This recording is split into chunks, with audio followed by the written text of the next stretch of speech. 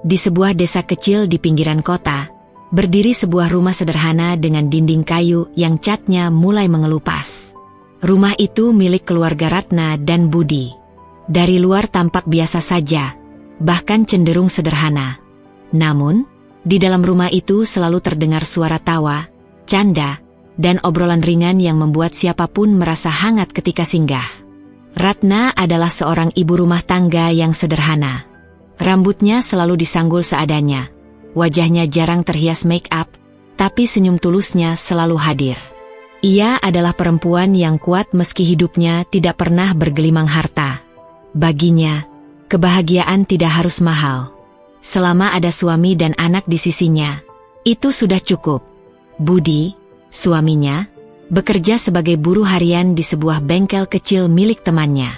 Pekerjaan itu tidak menjanjikan penghasilan besar, tapi setidaknya cukup untuk memenuhi kebutuhan sehari-hari. Walau kadang hanya bisa membawa pulang uang yang pas-pasan, Budi tidak pernah mengeluh di depan keluarganya. Justru, ia selalu berusaha membuat suasana rumah tetap penuh dengan semangat. Dan ada Fajar, anak tunggal mereka. Usianya baru 9 tahun, namun keceriaannya seperti cahaya yang menerangi rumah itu. Fajar selalu punya cara membuat ibunya tertawa dan ayahnya lupa sejenak pada rasa lelah. Entah lewat cerita-cerita imajinatifnya tentang menjadi pilot, atau sekadar kelakar polosnya tentang ayam tetangga yang kabur ke kebun mereka. "Bu, kalau Fajar jadi pilot nanti, ibu mau diajak keliling dunia enggak?" tanya Fajar suatu sore sambil memainkan pesawat kertas buatannya. Ratna tersenyum sambil mengelus kepala anaknya. "Mau dong. Tapi ibu maunya duduk di samping pilotnya, biar bisa lihat Fajar kerja." Fajar tertawa, matanya berbinar. "Kalau gitu ayah duduk di belakang ya, biar ayah jadi penumpang istimewa." Budi yang baru pulang kerja mendengar percakapan itu, lalu ikut duduk. "Wah, kalau gitu ayah nanti minta teh manis sama pilotnya dong." Fajar langsung tergelak. "Pilot nggak bikin teh, yah." Pilot terbangin pesawat. Begitulah hari-hari mereka. Meski sederhana, selalu ada tawa yang mengisi ruang tamu kecil mereka. Sesekali memang ada pertengkaran kecil, seperti ketika Fajar malas belajar atau Budi pulang terlalu malam, tapi semua cepat reda karena mereka terbiasa mengalah demi menjaga kedamaian. Setiap pagi, Ratna menyiapkan sarapan sederhana. Kadang hanya nasi goreng dengan telur, kadang juga singkong rebus dengan sambal terasi. Fajar tak pernah rewel soal makanan. Ia tahu ibunya sudah berusaha sebaik mungkin. Justru, ia sering memuji masakan ibunya dengan gaya kocak.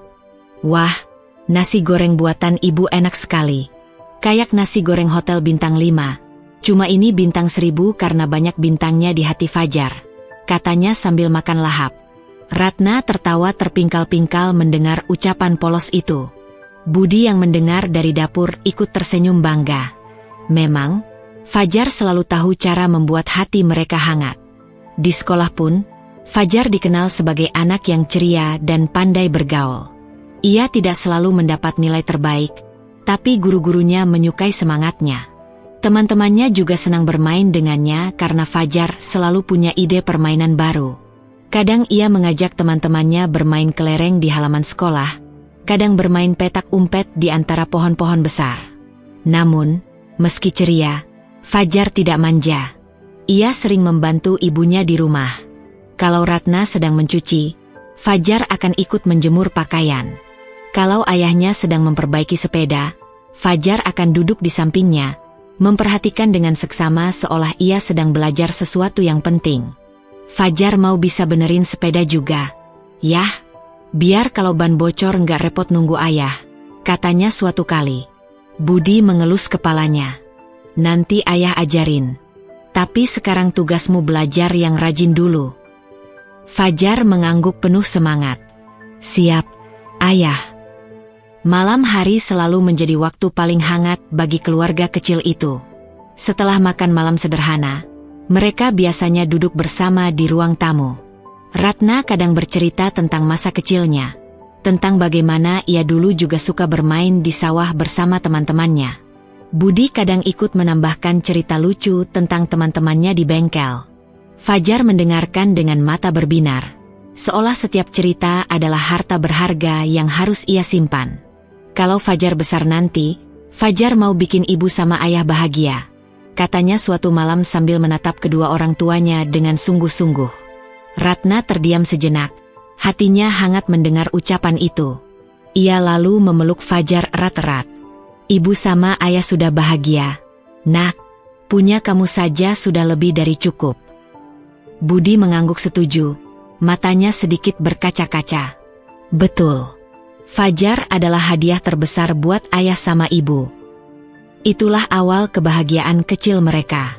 Hidup memang tidak mudah, tapi mereka selalu punya alasan untuk tersenyum.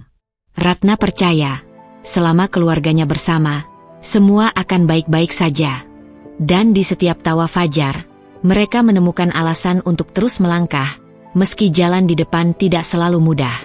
Mereka tidak pernah tahu bahwa kebahagiaan sederhana itu kelak akan diuji dengan cobaan berat. Namun untuk saat ini, di rumah kecil dengan cahaya lampu temaram, kebahagiaan mereka begitu nyata. Dan setiap detik bersama Fajar adalah hadiah yang tidak ternilai bagi Ratna dan Budi. Hari itu matahari bersinar terik, tapi hati Ratna justru diliputi rasa khawatir. Sejak pagi, Fajar terlihat lesu. Anak yang biasanya riang berlari ke halaman, kini hanya duduk diam di ruang tamu sambil memeluk bantal.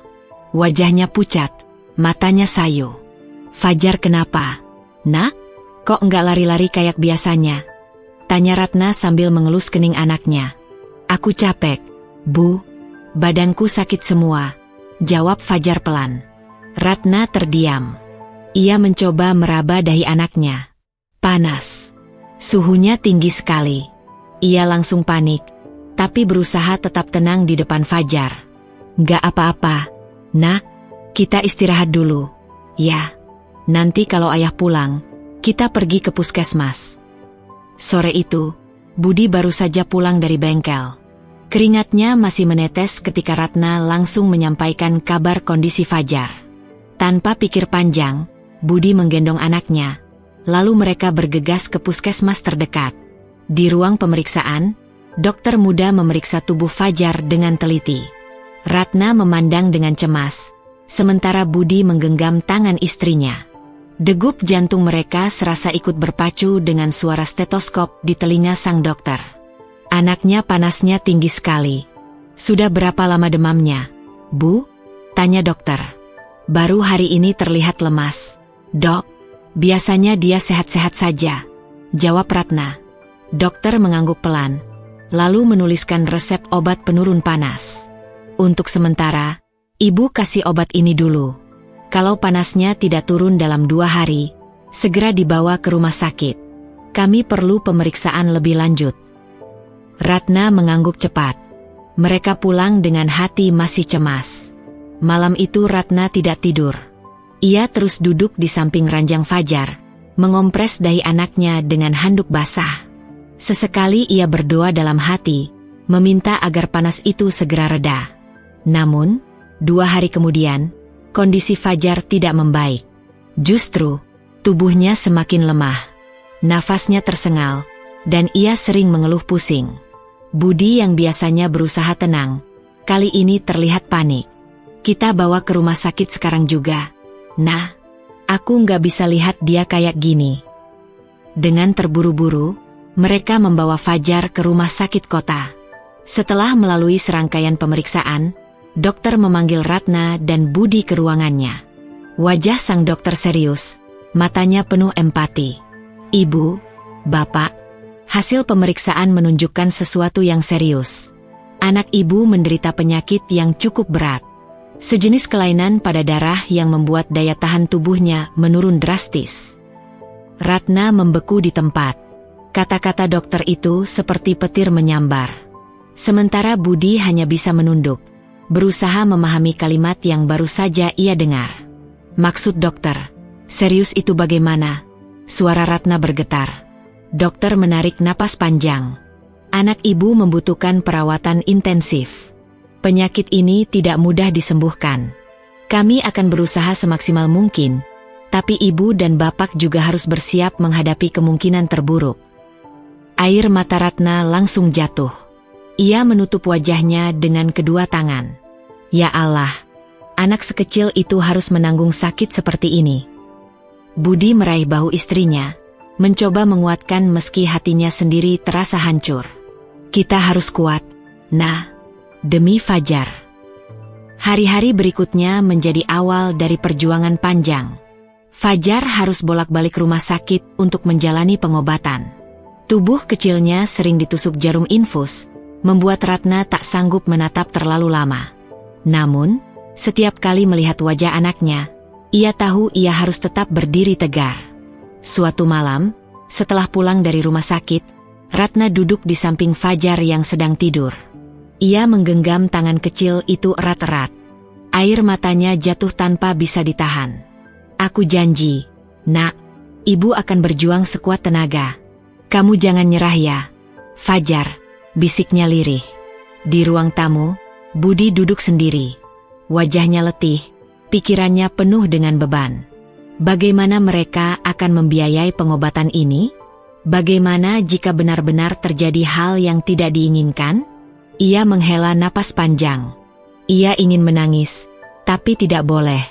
Setidaknya, tidak di depan Ratna dan Fajar. Malam itu, untuk pertama kalinya sejak mereka menikah, Budi merasa benar-benar takut kehilangan. Namun ia tahu, satu-satunya jalan adalah terus berjuang bersama Ratna. Demi anak kecil mereka yang selalu membawa cahaya, bahkan di saat tubuhnya kini meredup. Kabar itu telah menghancurkan kebahagiaan kecil mereka. Tapi Ratna dan Budi tahu, mereka harus tetap berdiri. Karena di balik tubuh kecil Fajar, tersimpan semangat besar yang tidak boleh padam. Hari-hari Ratna berubah sejak dokter menyampaikan kabar buruk tentang kondisi Fajar. Rumah yang biasanya dipenuhi tawa kini sering diwarnai tangis dalam diam. Namun, Ratna menolak menyerah. Ia sadar, hanya dengan kekuatan hati seorang ibu ia bisa menemani anaknya menghadapi penyakit berat itu. Sejak pagi buta, Ratna sudah terjaga. Ia menyiapkan kebutuhan Fajar sebelum berangkat ke rumah sakit. Kotak kecil berisi baju ganti, botol air minum, makanan ringan, dan buku cerita selalu ia bawa. Ratna tahu, setiap kali Fajar bosan di rumah sakit, buku cerita bisa menjadi pelipur lara. Bahkan seringkali Ratna membacakan dengan suara penuh semangat, meski dalam hatinya sedang gundah. Ibu, ceritain lagi dong yang tentang kancil nyolong timun, pinta Fajar di ruang tunggu suatu hari. Ratna tersenyum, mencoba menyembunyikan lelah di wajahnya. Aduh, Fajar nggak bosan-bosan sama cerita itu, ya? Enggak, Bu. Soalnya lucu. Kancilnya pinter, kayak aku, jawab Fajar sambil tertawa kecil. Ratna ikut tertawa, meski matanya berkaca-kaca. Ia tahu tawa itu bisa hilang kapan saja jika sakitnya kambuh. Maka ia ingin setiap tawa Fajar disimpan baik-baik dalam ingatan. Malam-malam panjang menjadi ujian tersendiri. Saat tubuh Fajar menggigil demam, Ratna duduk di sampingnya tanpa tidur. Ia mengompres, menyuapi obat, dan berdoa tanpa henti. Doa yang sama setiap malam. Semoga anaknya diberi kekuatan, semoga masih ada keajaiban. Budi seringkali terbangun dan menemukan Ratna masih terjaga di samping Fajar. Nah, kamu harus istirahat juga. Kalau kamu sakit, siapa yang rawat Fajar? Katanya dengan suara lirih. Ratna hanya menggeleng pelan. Aku nggak bisa tidur, Bud. Aku takut kalau tiba-tiba dia butuh sesuatu. Biarlah aku begini. Asal Fajar nyaman, itu sudah cukup. Budi menatap istrinya dengan kagum sekaligus sedih. Ia tahu Ratna lebih kuat dari yang pernah ia bayangkan. Ia pun mencoba menguatkan diri, meski kadang ia kalah oleh rasa lelah dan putus asa. Fajar sendiri, meski sakit, tidak pernah berhenti berusaha menghibur ibunya. Suatu malam, saat Ratna terlihat sangat letih, Fajar menggenggam tangan ibunya. Ibu jangan sedih, ya. Aku kuat kok. Aku nggak apa-apa. Ratna tersentak. Ia menatap wajah kecil itu yang pucat, tapi masih bisa tersenyum. Air matanya jatuh tanpa bisa ditahan. Ibu tahu kamu kuat, Nak. Tapi kalau bisa, biar ibu saja yang sakit. Jangan kamu. Fajar menggeleng pelan. Nggak bisa gitu, Bu. Fajar yang sakit, tapi ibu yang paling hebat. Soalnya ibu nggak pernah ninggalin aku.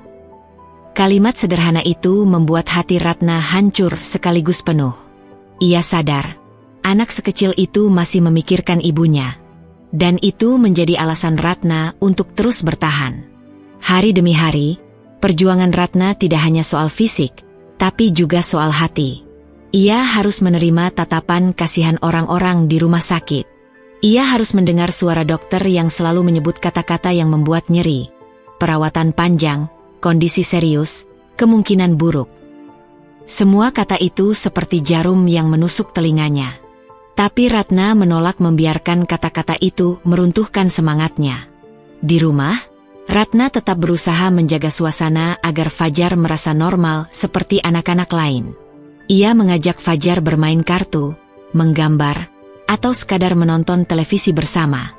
Walaupun seringkali Fajar kelelahan dan tertidur di tengah permainan, Ratna tetap menghargai setiap momen kecil itu. Bu, kalau aku sembuh nanti, aku mau main bola lagi sama teman-teman. Ibu boleh nonton, kan? Tanya Fajar suatu sore. Ratna tersenyum, meski dalam hatinya sakit mendengar kata kalau. Tentu boleh, nak. Ibu pasti jadi supporter paling heboh. Fajar tertawa kecil, lalu memeluk ibunya. Ibu paling baik. Setiap pelukan itu menjadi kekuatan baru bagi Ratna. Ia tahu ia tidak boleh menyerah. Ia harus terus berdoa, terus berusaha, meski jalannya terasa panjang dan penuh duri. Malam-malam tanpa tidur, doa yang tak henti, senyum yang harus dipaksakan meski hati hancur. Semua itu adalah bagian dari perjuangan seorang ibu. Ratna percaya, meskipun ia tidak bisa mengendalikan takdir, ia bisa memberikan sesuatu yang paling berharga, cintanya yang tidak pernah putus. Dan di setiap senyum Fajar, betapapun singkatnya, Ratna menemukan alasan untuk bertahan satu hari lagi, lalu hari berikutnya, dan seterusnya. Beberapa minggu setelah perawatan intensif, kondisi Fajar sempat menunjukkan tanda-tanda membaik. Suatu pagi, Ratna terkejut melihat anaknya bangun dengan wajah cerah. "Ibu, aku mau makan roti sama susu," kata Fajar dengan suara lebih bersemangat dari biasanya.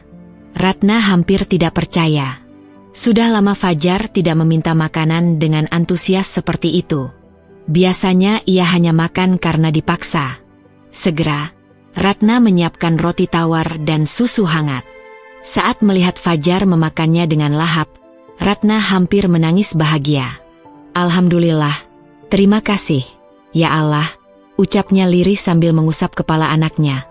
Hari-hari itu seperti menghadirkan cahaya baru. Fajar mulai bisa berjalan-jalan sebentar di halaman rumah.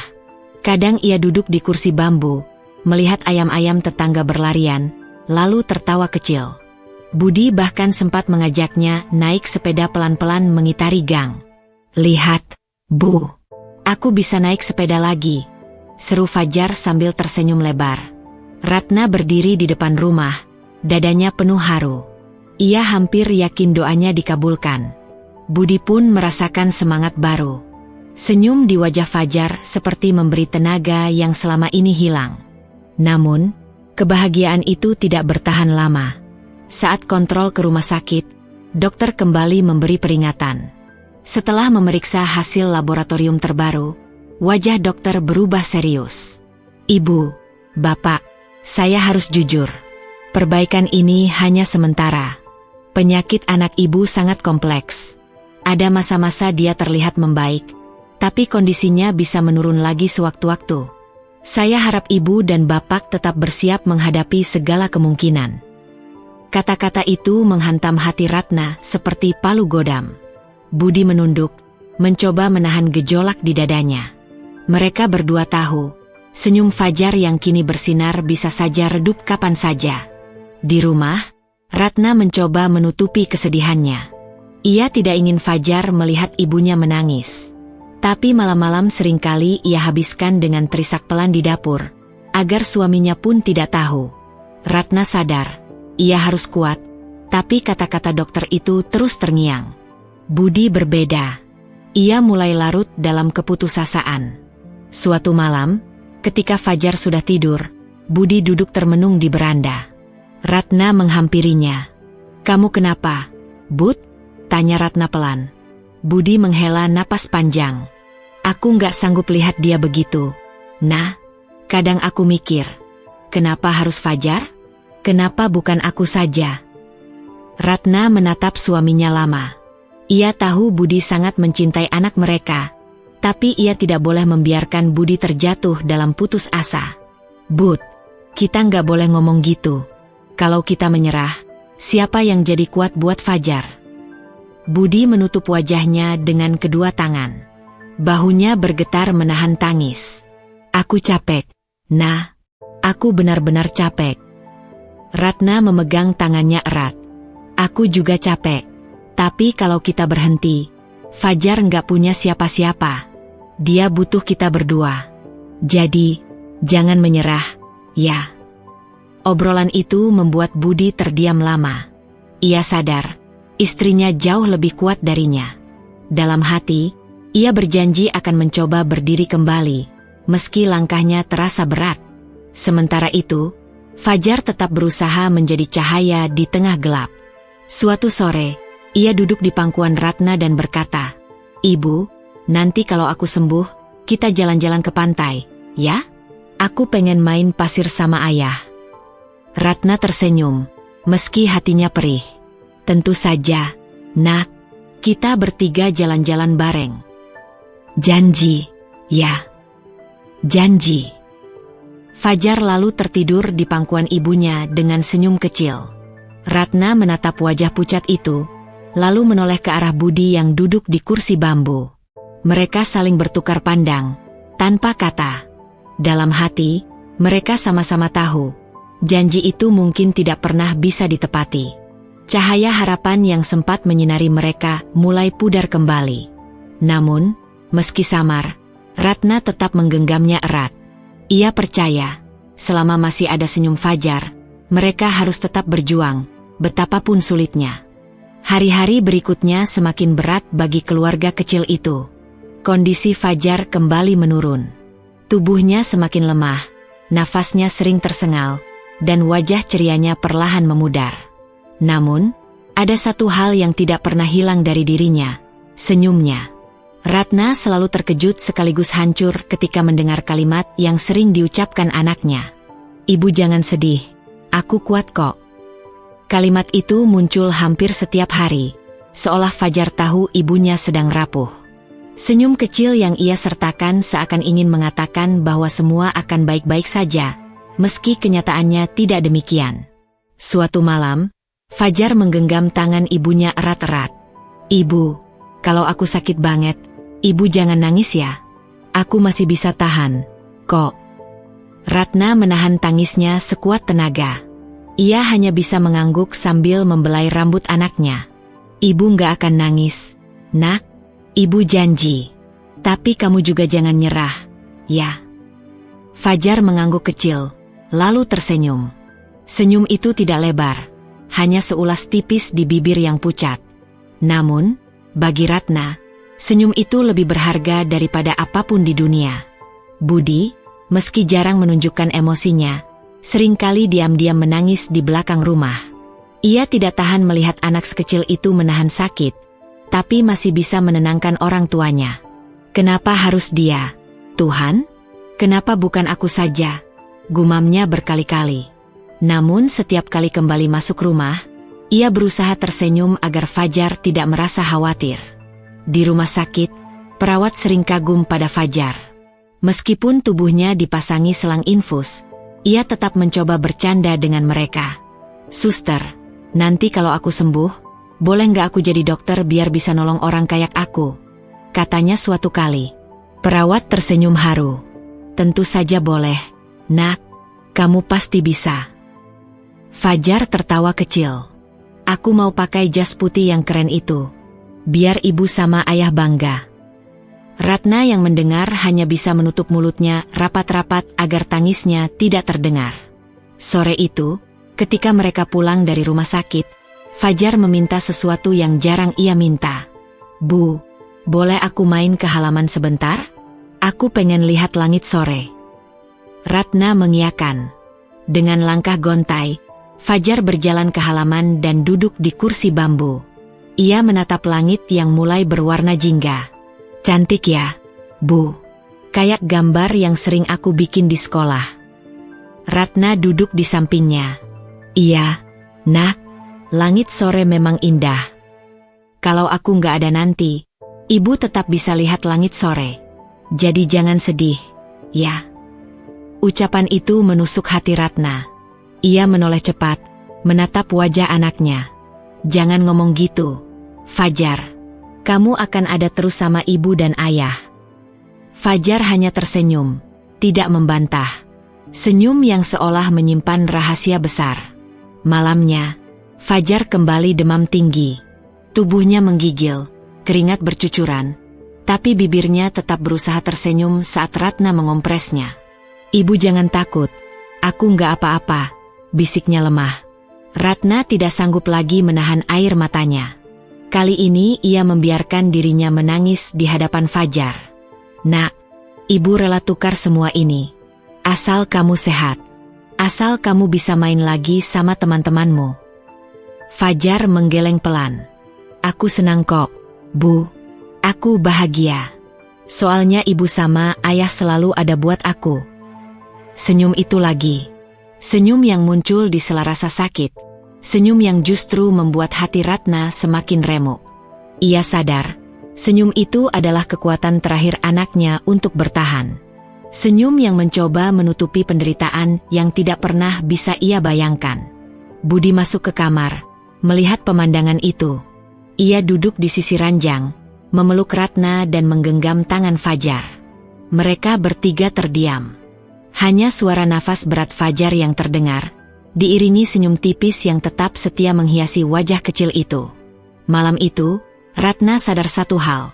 Senyum Fajar bukan hanya penawar luka, tapi juga pesan tak terucap. Pesan bahwa cinta bisa lebih kuat daripada rasa sakit, dan bahwa anaknya ingin ia tetap tegar, apapun yang terjadi nanti. Malam itu hujan turun deras. Suara air yang menghantam atap rumah mereka seperti irama sendu yang menyelimuti suasana. Angin dingin merayap masuk melalui celah-celah dinding kayu. Ratna duduk di samping ranjang Fajar, menggenggam tangan kecil anaknya erat-erat.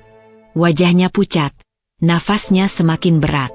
"Bu," suara Fajar lirih, hampir tak terdengar di antara suara hujan. Ratna segera mendekatkan telinganya. "Iya, Nak, Ibu di sini. Kamu mau apa?" Fajar menggeleng pelan. "Nggak apa-apa. Aku cuma mau pegang tangan Ibu." Air mata Ratna jatuh tanpa bisa ditahan.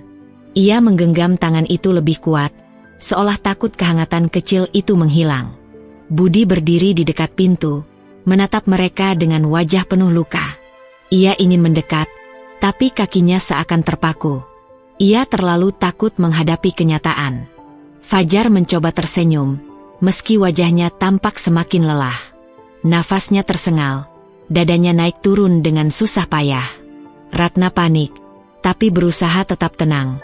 Ia terus mengusap kening anaknya dengan tangan yang gemetar. Nafasnya berat sekali. "Bud," kata Ratna dengan suara bergetar. Budi segera mendekat, duduk di sisi ranjang. Ia memeluk bahu Ratna sambil menatap wajah anak mereka. "Fajar, ayah di sini. Kamu kuat, Nak. Ayah bangga sama kamu." Hujan di luar semakin deras, seolah langit pun menangis bersama mereka. Lampu di kamar berkedip sebentar, menambah suasana mencekam. Ratna terus berdoa dalam hati, berharap sebuah keajaiban turun di malam kelam itu.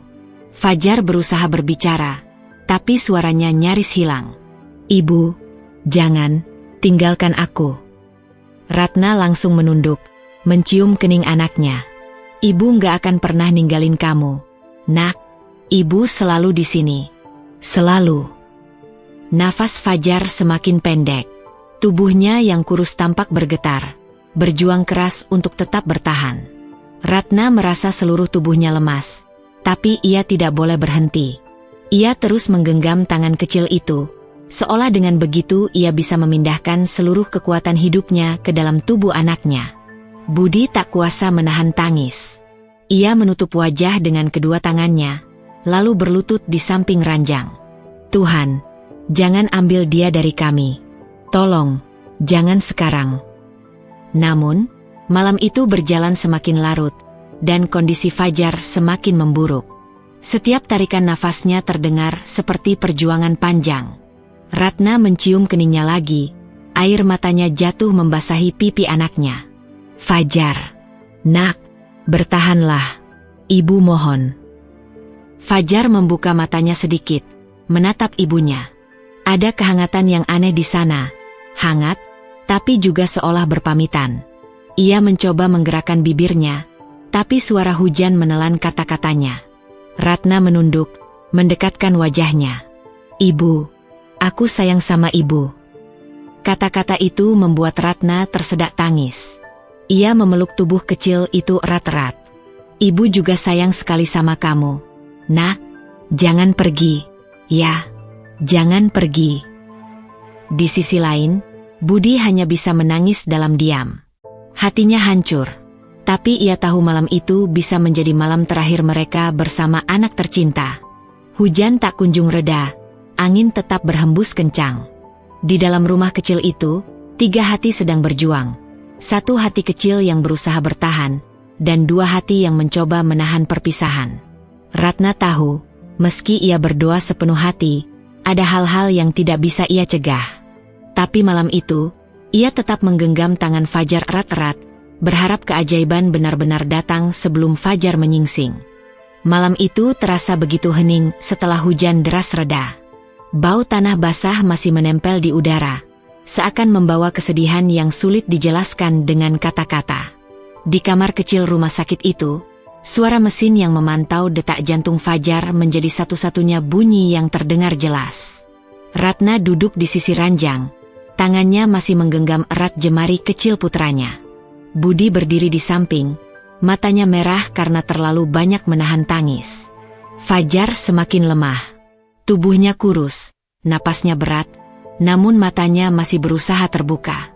Ada cahaya kecil di sana, seperti ia masih ingin mengatakan sesuatu.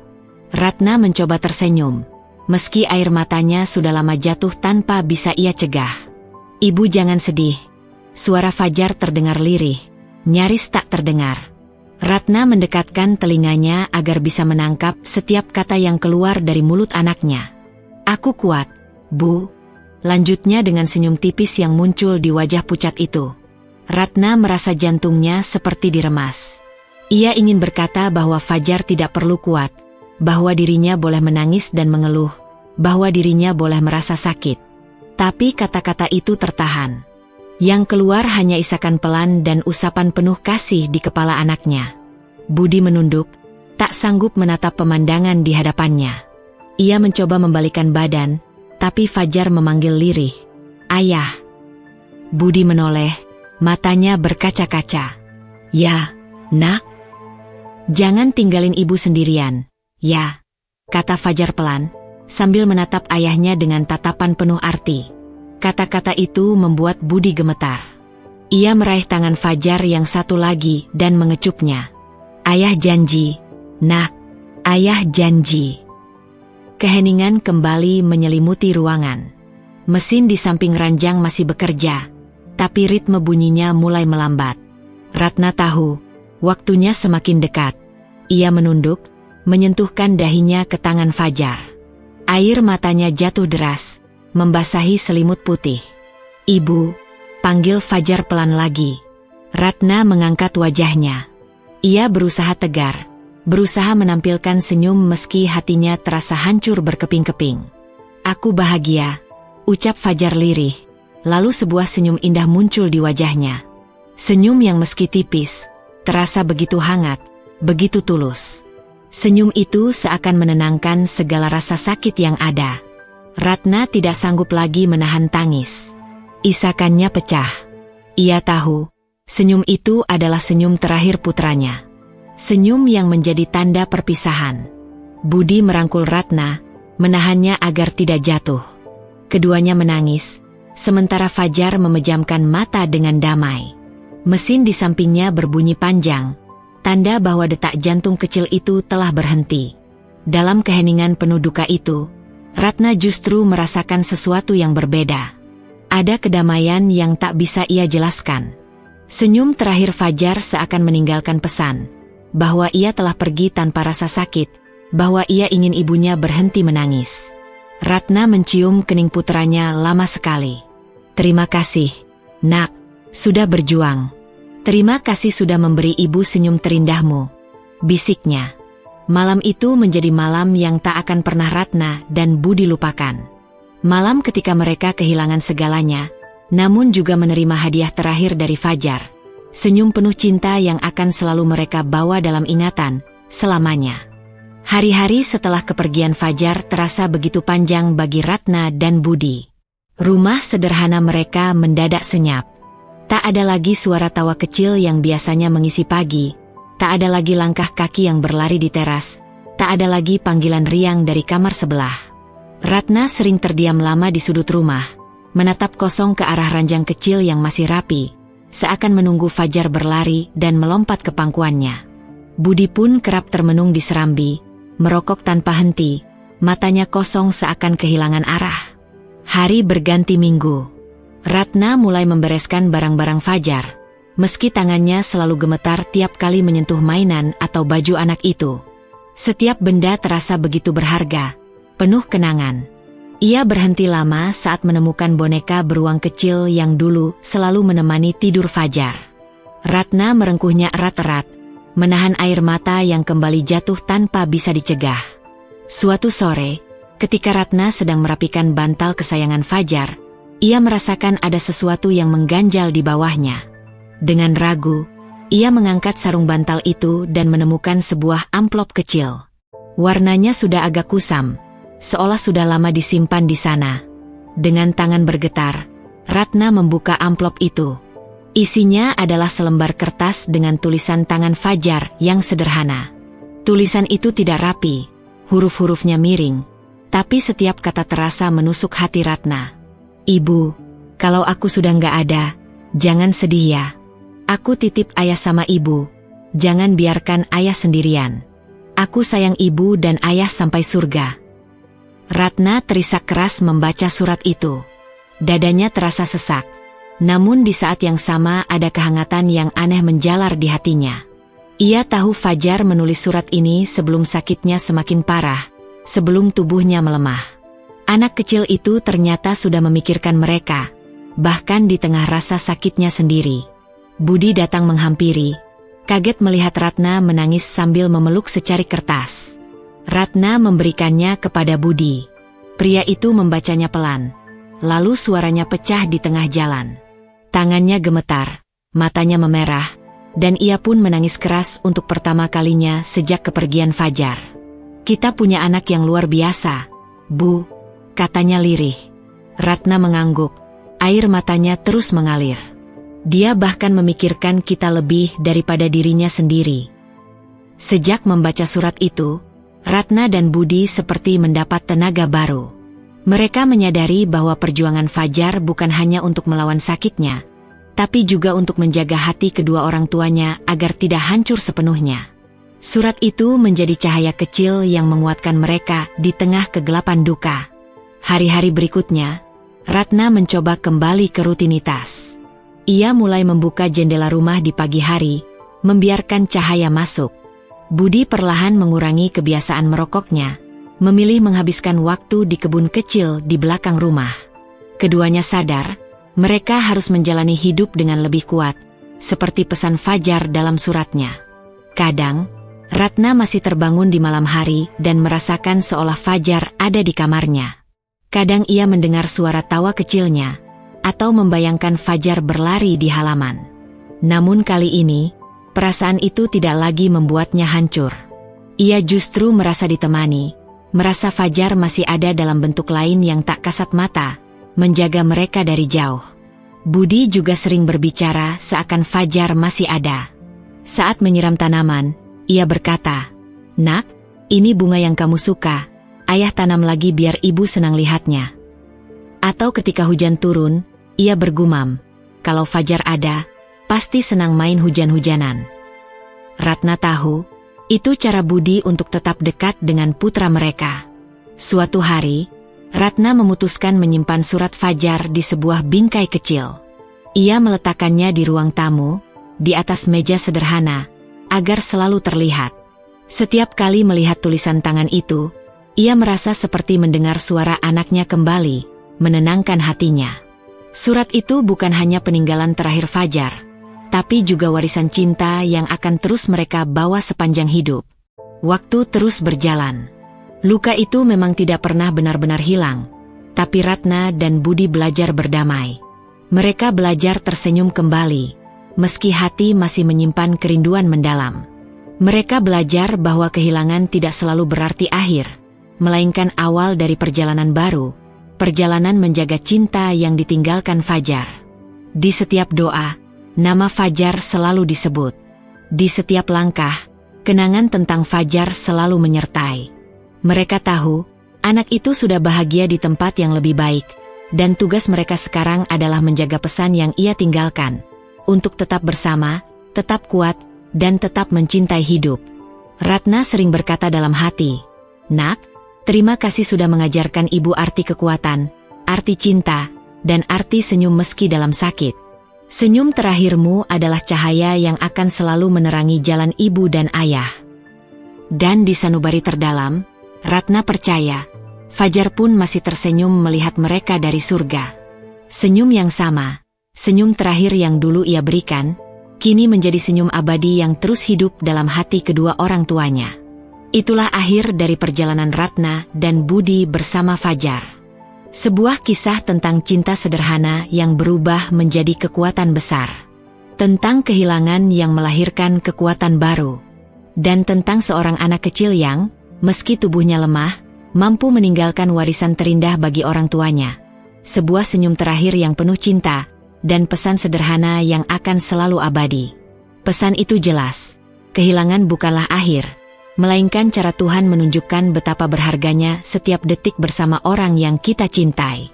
Ratna dan Budi kini menjalani hidup dengan lebih kuat, karena mereka tahu, cinta Fajar akan selalu bersama mereka, sampai surga.